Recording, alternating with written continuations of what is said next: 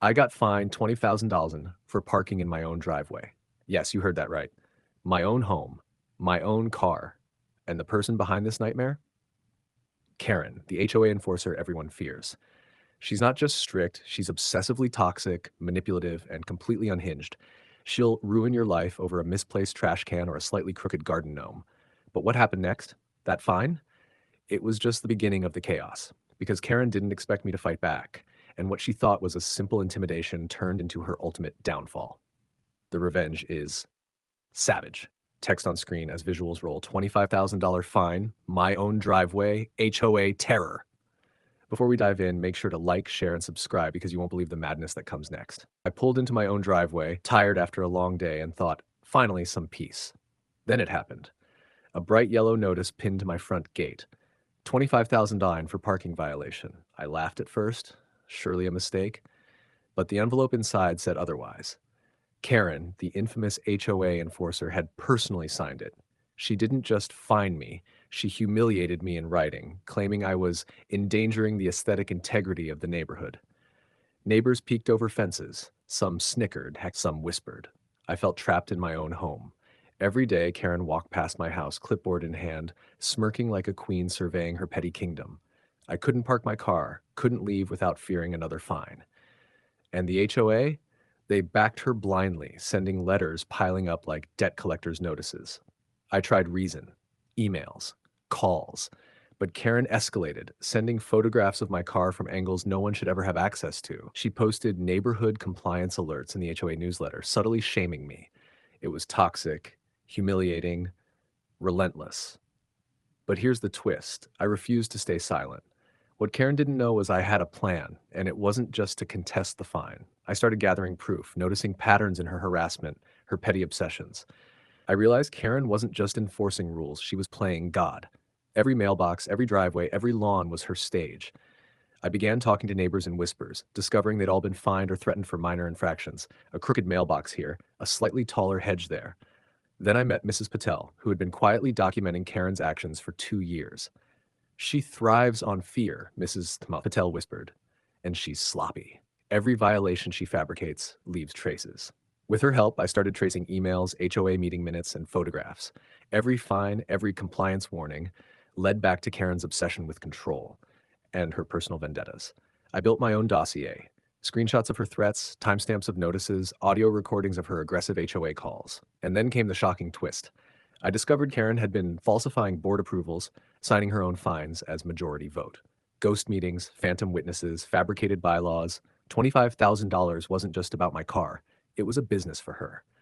The neighbors, once fearful, began quietly turning on her. I helped them submit complaints, anonymously first, then openly.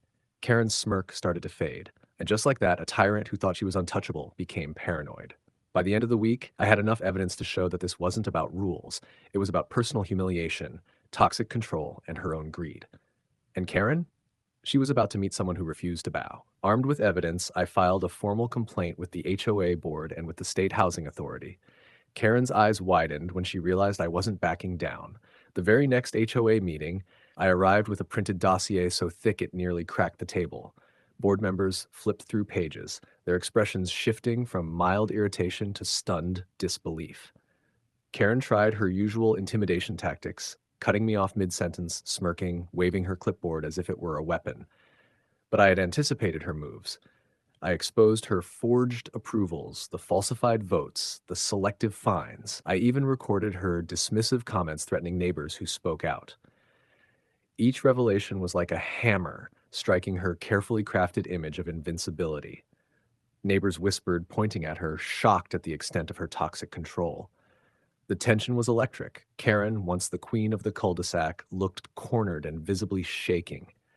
She tried to deflect, claiming procedural errors, but the board wasn't buying it anymore. Every excuse she made only deepened the humiliation. Then came the unexpected twist. An anonymous tip revealed Karen had been misappropriating HOA funds for personal projects. $10,000 here, $5,000 there, all hidden under the guise of community improvement. Suddenly, the $25,000 fine I was slapped with looked like petty cash compared to her own dirty dealings. Karen's smirk finally vanished. She realized that the predator had become the prey, And I knew it wasn't over yet. The final act of humiliation was about to unfold. Karen's downfall was swift and merciless. The board voted to remove her from her position, and the state authority launched an official investigation into her HOA misdeeds. Notices went out to every resident detailing her falsified fines, forged approvals, and embezzlement. The same neighbors who once feared her now reveled in the humiliation. The crowning moment? Karen was forced to personally attend a community restitution meeting where she publicly apologized to everyone she had fined or harassed. She stood there, red-faced, trying to maintain dignity as residents recounted their stories, her own tactics boomeranging against her. Some couldn't resist subtle revenge. Neighbors parked cars in perfectly compliant spots, rearranged garden decorations to mock her obsessive rules, and silently celebrated her fall. I didn't stop there. Using my evidence, I fought to have my $25,000 fine rescinded, and it was, along with interest, for the mental anguish she caused. Karen had turned a simple HOA role into a personal kingdom of terror, and now that kingdom lay in ruins, exposed for all to see. It was a brutal lesson in unchecked power, obsession, and toxic control. And for everyone watching, let this be a warning. Never underestimate someone who's quietly documenting your every move. Karen's reign ended not with whispers, but with the full force of truth. The neighborhood finally breathed freely, and I realized sometimes the darkest oppression creates the brightest revenge. Do you think HOAs have too much power, or was this Karen justified? Have you ever had a crazy HOA experience like this? Tell me your story in the comments. I read them all. This story opened your eyes. Don't forget to like, share, and subscribe for more real HOA nightmare stories like this.